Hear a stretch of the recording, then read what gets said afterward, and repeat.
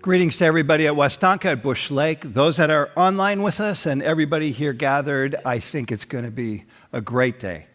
There's a new man in town, a new name, a new face. It's his 11th day of being here, Joshua Dobbs. Some of you are Vikings fans. That win last week was extraordinary. I mean, unlike I think any win I've ever seen. And yet what stood out to me was not the win. It was, in fact, the adversity. That you heard Joshua Dobbs speak about the reality that one has to expect adversity. Life is this way. And then it's learning to manage with agility the adversity that comes into our lives. So today we're going to wrap up a 6-week series. It's been really a meaningful 6 weeks. You've really been terrific. I said, could we do 6 weeks on mental health and really be okay with that? You've been tremendous. It's been a good series. And the series is called Longing for Better Days. It's a series on mental well-being, on faith and flourishing, because God made us to flourish. But sometimes our emotional well-being can be hit with adversity. It makes it difficult to manage, and so we sought to step into that to bring help and hope for us to manage our emotional well-being. We had a definition of mental health at the first week from the World Health Organization. I really liked it. I think it was comprehensive and helpful. Let me revisit it with you. That mental health is a state of mental well-being that enables people to cope with the stresses of life, the adversity, to realize their abilities, to learn well and work well, and contribute to their community. It is an integral component of health and well-being that underpins our individual and collective abilities to make decisions, build relationships, and shape the world we live in. And we complemented that definition throughout the series with this perspective that when we face mental health challenges, it's usually because of a heightened sense of concern and a diminished sense of control. More concern, less control you feel, the greater anxiety, stress, depression, whatever the case might be. Our hope has been to share truths that would close that gap, and I pray that's been the case for you. 30,000 feet up, our primary goal has been this, that Westwood would be a church that heals. Let's make it okay to talk about mental health. That there is indeed a place where sometimes you need professional assistance and therapists and pastors and even medication. But most of the time, God intends to bring healing through his presence in us and through us for each other. So let's make it okay to talk about mental health and to be present with each other to see that fruit comes to fruition in our life and our journey. Let me just share a word about last week, which I think was the hardest and most difficult message to hear and to receive. It was about darkness and deep darkness. We looked at Psalm 88 as well as suicide. And wow, it was, I'll just tell you, I was undone. The stories have been pouring out all week from many of you in your own personal place of dealing with darkness, but as well, how many of you have lost a loved one or acquaintance or a friend to suicide. It was a bit overwhelming to even receive it. But I'm so grateful that we've come together because even in the stories, there's been hope that's been expressed as well. In fact, I received this note. I want to share it with you from somebody in our church family who was here last Sunday. During Sunday's church message, I was literally choking back tears. I had been feeling so hopeless the past month. I find myself now in a more peaceful place today and trusting in God's plan. See, being together, it ignites a hope. We need each other in this journey. And when we come together with that kind of spirit, we see Christ work in and through us. And I'm so glad that he's doing that. It turns us to God, in fact, when we come together. I also received from a friend who lost a brother to suicide earlier in the week, these 2 books. And they were not on our list, but at the end of the week, we were able to include them. I want to reference them. Grieving a Suicide by Albert Sue, which is a book on dealing with comfort in the midst of that loss, and their Fear Gone Wild by Kayla Stoltenklein, which, by the way, both of these books we put online. Just to remind you, each week we put resources that we were speaking about that day online. They're available to you, and we encourage you to resource them. I skimmed through them, and these 2 books, and I thought, oh, these are really good. They need to be in our list. Well, a personal highlight for me in these 6 weeks actually came from an 8th grade girl. Lily is her name. And after service, she came up. These are some of my favorite moments as a pastor, I'll be honest. 8th grade. She comes down and she says, "A year ago, I learned a poem that has really helped me with mental health." And then she recited the poem by memory. And I go, "Well, would you write that down so I could share it with our church family? This is your day." Her poem. "Your mind is like a garden. Your thoughts are the seeds. You can grow flowers or you can grow weeds." Isn't that sweet? Isn't it simple? Isn't it clarifying? Let's grow flowers. Let's grow flowers. And so the title of my message today, when we think about how do we grow flowers, it is to tap into confidence. That's what I'm speaking about. Tapping into the right person. Tapping into right understanding. Tapping into the right approach. And my message today is really quite simply this. When you are in need, approach God's throne and receive mercy and find grace. That's his promise. That's the message that we're going to give our attention to today. And of course, those words are familiar to you because they come from our theme verse of 2023, Hebrews 4:16. And we've recited this, which today, by the way, I get to preach and teach on Hebrews 4. All year long, we've been going through this verse, but this is the first time I get to preach in depth on the text. Am I a little bit excited about it? I am, and I pray you are too. So recite with me in unison, Hebrews 4:16. "Let us then approach God's throne of grace with confidence, so that we may receive mercy and find grace to help us in our time of need." To really understand this confidence by which we would approach God's throne and receive mercy and find grace, you have to really go to the verse that precedes it. It anchors verse 16, and that's verse 15. "For we do not have a high priest who is unable to empathize with our weaknesses, but we have one who has been tempted in every way, just as we are, yet he did not sin." So how do we receive mercy and find grace to help us in our time of need? We begin by tapping into the right person. We have the right person. In fact, the verse that precedes this verse is verse 14. So verse 15 anchors verse 16, and it anchors verse 14. And it brings clarity, absolute clarity, to the right person that we're to tap into. Therefore, since we have a great high priest who has ascended into heaven, Jesus, the Son of God, let us hold firmly to the faith that we profess. And so we find in him the right person, that Jesus is the right person. Jesus, the high priest, he is the perfume of this message. He is the perfume of this whole series. He is the perfume of our lives. That it is his aroma that just compels us to be able to receive a mercy, to find grace to help us in times of need. And I get to focus this day in this message totally, completely on Jesus. This is a message. I mean, this is joyful to be able to do this. And I pray that it will lift you up as much as it has lifted me up as well. I have to begin right away with the passage here because since we have a great high priest, that is Old Testament language that's generally foreign to us. We don't know what a high priest is or what a high priest does. But I will tell you this, you need to know that the high priest is the single most important person in the religious system of Judaism.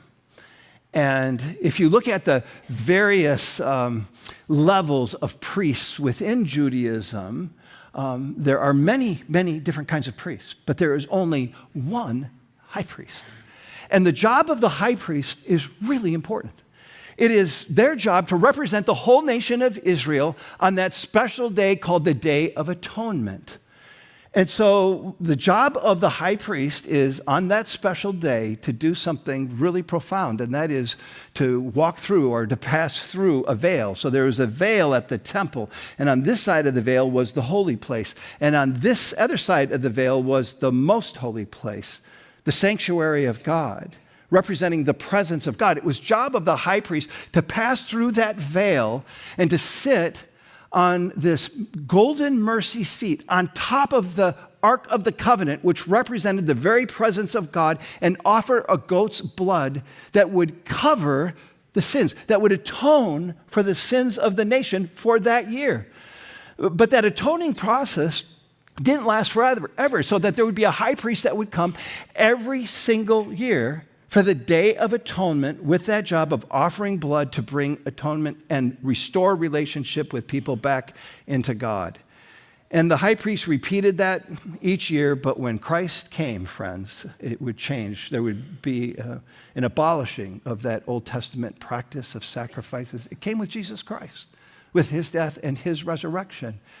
And you can see what happens here in the passage. Since we have a great high priest who has ascended into heaven, that is, he has passed through to the most holy place, to the sanctuary of God, to the very living presence of the Lord. Through his death and resurrection, he passed through in order to restore right relationship with God for all of us as we, by faith, embrace the reality of his atoning death on our behalf. The covering of our sins has been taken care of, and it's once for all. And so with Jesus, we don't come back once a year. You can take any moment of any day, and if you've been in a place of sin and brokenness, you can bring it to the presence of the Lord, and he receives you, and he frees you. He sets you free from that given place. This is a beautiful gift given to all of humanity, and we're all included in it. So we find that we have this great high priest. Through his death and resurrection has made atonement for us and our sins once and for all. We have, in other words, the right person. Jesus is his name. That's his human name. Son of God is his divine name. And he's restoring our hearts so we can live in right relationship with him. And it's important because when we need help, we tend to do one of two things. One, we tap our own shoulders and we isolate. We draw deep within and we begin to deepen the darkness, not lighten the darkness, because there's mounds of ants that begin to chew away at our thoughts. And ants, A-N-T-S, is an acronym in the world of sociology and psychology that stands for this picture of automatic negative thoughts.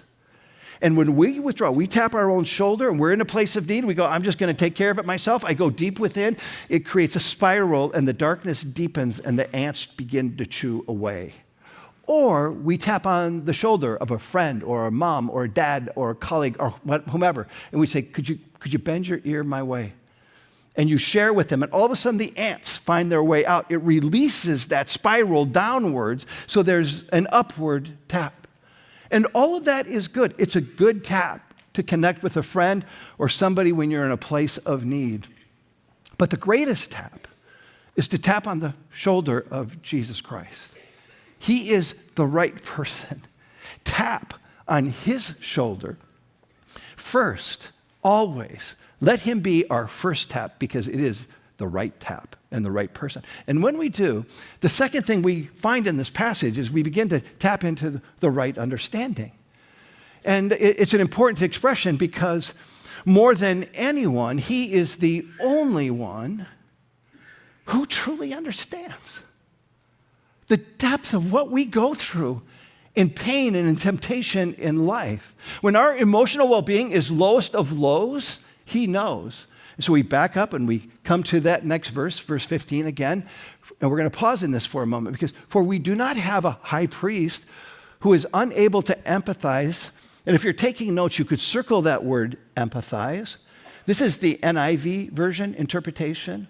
In most other versions, I think they have it right, and NIV kind of misses it a little bit. I think the better word that you find in other translations is sympathize. There's a nuance there, but it's an important nuance. So I want to replace empathize with sympathize. For we do not have a high priest who is unable to sympathize with our weaknesses, but we have one who has been tempted in every way, just as we are, yet he did not sin. And so we find that there's this word sympathize. I want to sit in that for a moment because it's so insightful. Sympathize is a word that gets a little bit lost in translation from the Greek into the English, but it's a word that's a compound word, and it's formed through this prefix of with. And it carries the idea of unrestrained witness, felt solidarity. You feel the depth of that? When you just say sympathize, it kind of sits up here, but the weight of it is this felt solidarity. So you would see it in the high notes of life, like with a newborn baby who rests for the first time on the chest of its mama, that there is a felt solidarity. But it's more than that. It's even in darkness and in pain. So when we're in pain, Jesus is pained. When we're suffering, Jesus suffers with us. So the writer of Hebrews is doing something really magnificent here. It's like he's taking us by the hand and he's walking us to the very presence of the Lord and taking our hand and placing it on the heart of Jesus. He wants us to feel the heartbeat of Jesus, his unrestrained witness, his felt solidarity. Oh, the depth of this is so extraordinary and so beautiful. We have to receive it because our intuition is to not receive it. It just isn't. Our intuition is that Jesus is with us, that Jesus is on our side, that Jesus is helping us when all is well, because all is well means that there's evidence that God's favor is in my life. So when your relationships are bliss and your job is flourishing and money is flowing and your kids are compliant and your health is vibrant, then I have the evidence that God is with me and he's on my side. But I want you to notice, the writer of Hebrews is saying the exact opposite. We do not have a high priest who is unable to empathize with our, say it with me, weaknesses. Oh, behold the sympathies of Jesus the Christ in our weaknesses. In other words, he steps in with this unrestrained witness, this felt solidarity when our relationships are broken and our jobs are flatlined, when money is not flowing, when children are not compliant, when health is at best vulnerable. Oh, Jesus is most drawn to us in the place of that distress. In our weaknesses, he comes to us. His heart is comprehensively drawn into our distress. You know, there's this little cliche that we often use when we meet with people in plane. We say to them, I feel your pain, or I've been where you are before. Have you ever had somebody say that to you? Or have you said it to somebody? Probably you have. The intent is good. But if you start to think about it, you start to realize that in some ways what we're doing is a person has come to us in a place of need and pain, and we have not attended to them. We've kind of hijacked it and brought it back to a moment of our pain rather than to be present with them. If we want to be a healing church, we must attend to people in their place of pain, in their place of weakness. And that's what Jesus does for us. He comes into that given place. And I'm so glad that he does. He moves into that arena. It shows that he is with us and for us because pain is so profoundly unique and personal to each of us. How can any of us truly know what a person goes through? I think we get a measure of it, but it's unique to each of us. But Jesus can. He feels our pain. He does. He is moved by our sorrow. He is aware of our tears. In fact, we find that this Jesus that we come to worship on this day is touched by our failures, and he steps in with unrestrained witness. So we can step in as people. We go through things, and no doubt when people have gone through something we've gone through, it is helpful in some measure. Think of particularly right now, I'm following the story of the Olympian gold medalist Simone Biles, the gymnast. Are you familiar with her story? If you've been watching over the last couple of months and competitions in preparation for the Olympics next year, she's doing really, really well. And I'm just so happy for her. I have an interest in gymnastics, not because I ever participated in gymnastics, but I have 5 sisters, and each of them did, and 2 of them were state champions. And I'm telling you, the hardest sport I have ever gone to see and to witness is gymnastics. I mean, it's frightening what they do with their bodies when they're in midair.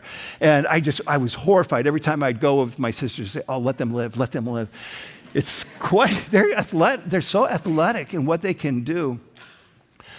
But I'm happy for Simone because of what's been happening in the success she has in light of the last Olympics. Do you remember what happened to her?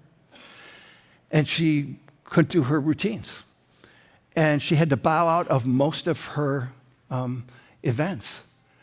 And did America reach out with great sympathy for her? No, they did not. By and large, some certainly people did, but the news media, I mean, they just despised her for her failure, and they said, you've taken a spot from somebody else.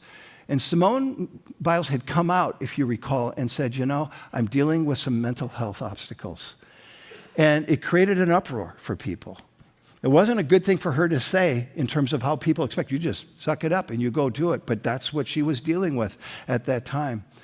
And then a few months later, she kind of pulled away from the public eye, probably wise, and it came out a few months later that she was experiencing what is known as the twisties.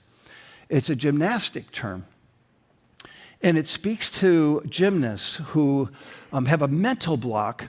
When they're flying in midair, the mental block hits and they lose control of their body. Now that would be terrifying, right? And this is what was happening to her.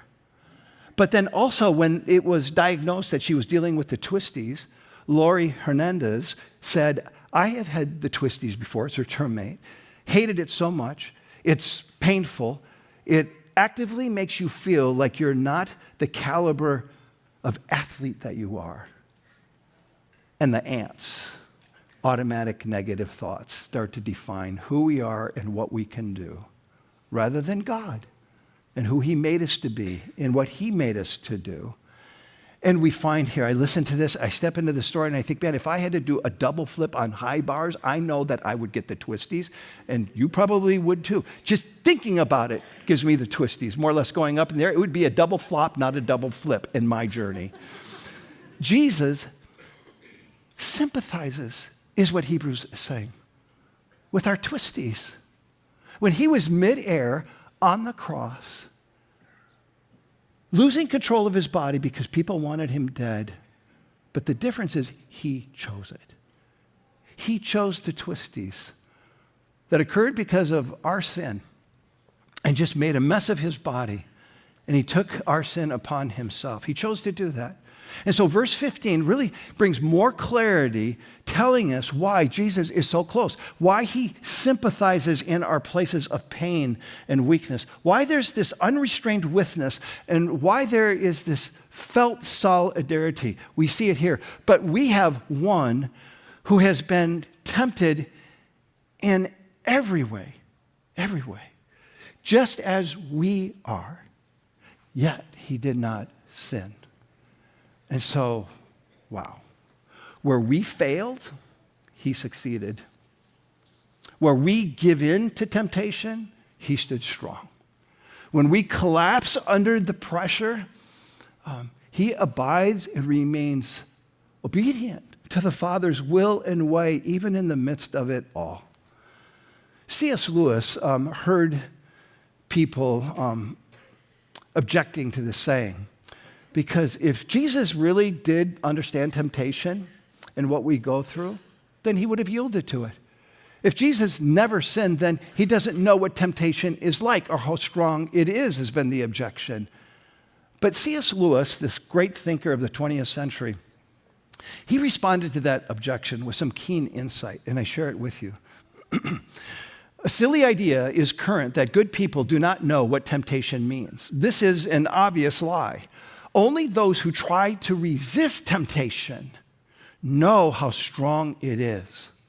A man who gives into temptation after 5 minutes simply does not know what it would have been like an hour later. That is why bad people, in one sense, know very little about badness. They have lived a sheltered life by always giving in. Christ, because he was the only man who never yielded to temptation, is also the only man who knows to the full extent what temptation means. He knows to the full what temptation means. I just think this is great. The only complete realist is Jesus Christ himself. So Jesus sympathizes with our weakness and our temptation because he's faced it. And not just that, he fought off the monsters of it all the way through the cross. So much so, and I pray you take this in the right way, he does not roll his eyes when you're in pain. Yeah. More pain. He does not click his tongue when he sees you struggling with temptation. He sympathizes with unrestrained witness, with felt solidarity. No, when you need help, approach God to receive mercy and to find grace, and you will be blessed in that. So tap into the right person and tap into right understanding of the sympathies of our high priest, Jesus the Christ. But the third thing is to tap into the right approach. And what kind of approach is the right approach? Well, we see it's found in this beautiful little word in Hebrews 4:16, our theme verse this year. Let us then approach God's throne of grace with, say it with me, confidence. That's the right approach, so that we may receive mercy and find grace to help us in our time of need. How good is this? I want you to know this is not a self-confidence. This is a Christ confidence. That is, it's not a confidence that says, look at me and what I can do to get myself out of this. It is a Christ confidence that says, look at him and what he can do to get me out of this. Or it's not a self-esteem, it's a Christ esteem. It's not a confidence in our own worth and getting yourself to feel good about yourself so you can muster up the strength to get through the times of weaknesses. It's a Christ esteem that has to do with his worth and his abilities, because he is able to do exceedingly abundantly more than all you could think or imagine.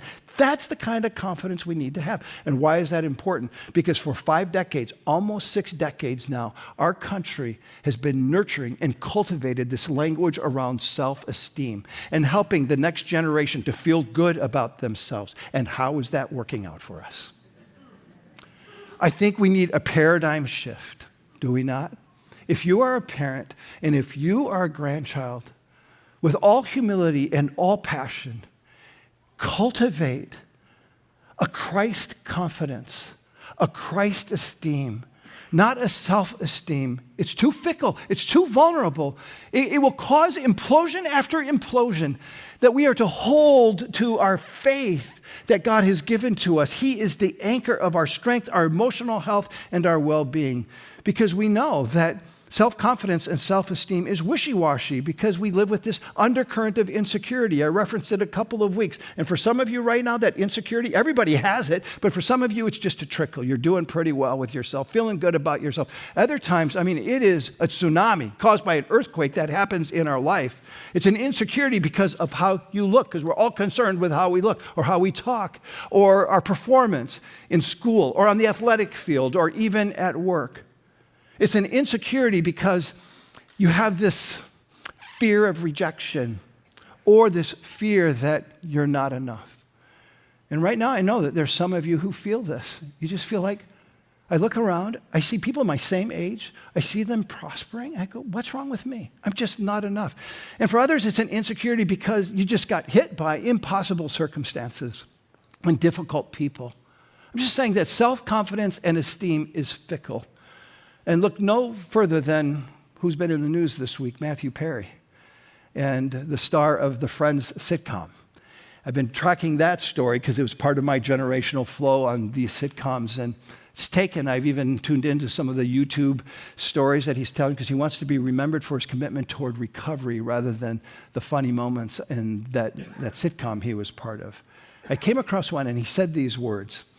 He said, the success of Friends, that sitcom, opened doors, and I purchased a home with a pool and a hot tub. He was so excited about it. And it lasted 7 months. 7 months. And he was empty, lacking confidence. Now, friends, I've said this often, the words of Henri Nouwen, I am not what I have. I am not what I do. I am not what people say about me. I am the beloved son or daughter of the living God. That's the anchor of our strength. He was looking for that recovery, to receive mercy and to find grace in his time of need. And God sees that. So it says, let us approach God's throne of grace with confidence. And some people think that the throne is kind of like more of a principal's office. It's kind of a weird term. We don't talk about thrones so much. So we think of it more like being a principal's office. And I had this memory as I was studying for the message that when I was in 9th grade, my science teacher was Mr. Lemke. Can I just say he was an intense science teacher? And so much so, I mean, he was a very pale-skinned guy, but when he got mad, I mean, he was red hot. His face just got red. I mean, steam came out of it when he got mad. There was a kid in the class who was acting up one day, and I won't say the name of the kid, but I mean, this, in front of all of us, he just let the kid have it. And he said, get out of my classroom, and you make your way down to the principal's office right now, and I'll make my way there, and we're going to have a conversation. I was terrified. My heart was beating so fast. I go, that poor kid, what's going to happen to him? Do you ever notice that somebody gets sent to the principal's office, and they disappear? Where? I never saw the kid again in my life. I mean, he didn't come back to the science class. He didn't show up. I think he's 6 feet under somewhere. I don't know. He just disappeared. But I think that's how some people think of God's throne. It's a throne of punishment. Because our insecurity is such, we're just waiting for him to let us have it. But it's so far from the truth. We're told to approach God's throne with confidence because goodness flows there. The word confidence, in fact, means boldness with freedom of speech. So we can come before God and say anything.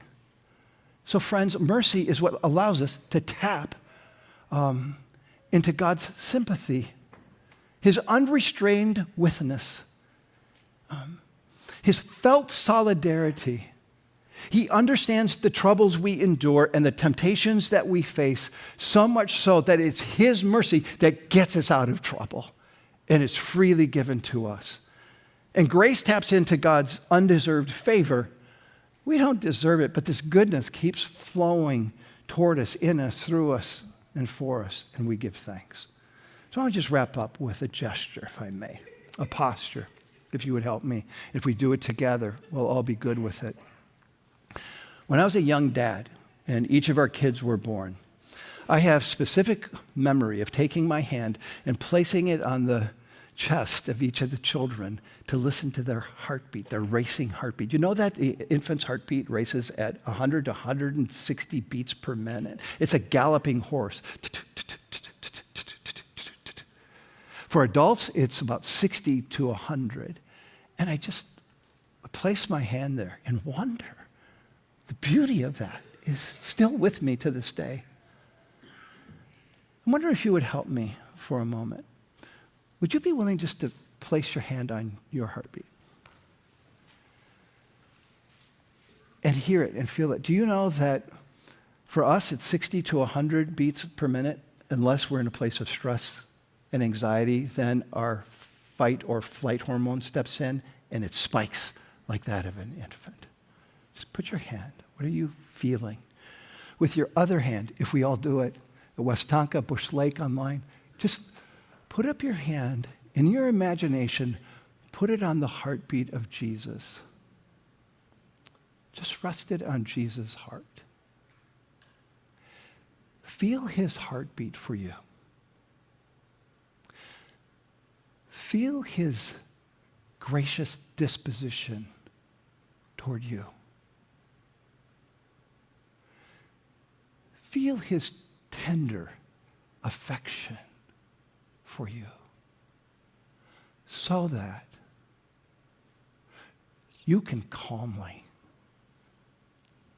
approach the throne of God's grace with confidence and receive mercy and find help in your time of need. This is the Jesus, the right person, with right understanding, with right approach, who helps us again and again and again. So let's wrap up the series together. If you would join me in unison, let us say Hebrews 4:16. Let us then approach God's throne of grace with confidence so that we may receive mercy and find grace to help us in our time of need. And open your hands and receive this blessing. Father God, thank you for your Son, Jesus, Son of God, our high priest, who ascended into the heavenly place after his death and resurrection because of our sin, to restore relationship, to make things new. And today I know there's some who are gathered in this given moment who are in a great place, and the great place they're in is because of your goodness in their life. And I know there are some who are in a really rough patch. And there you are, unrestrained witness, felt solidarity. We are not alone. You see our need, you meet our needs, you set us free. Give us that hope, we ask. To your honor and glory, we pray in Jesus' name.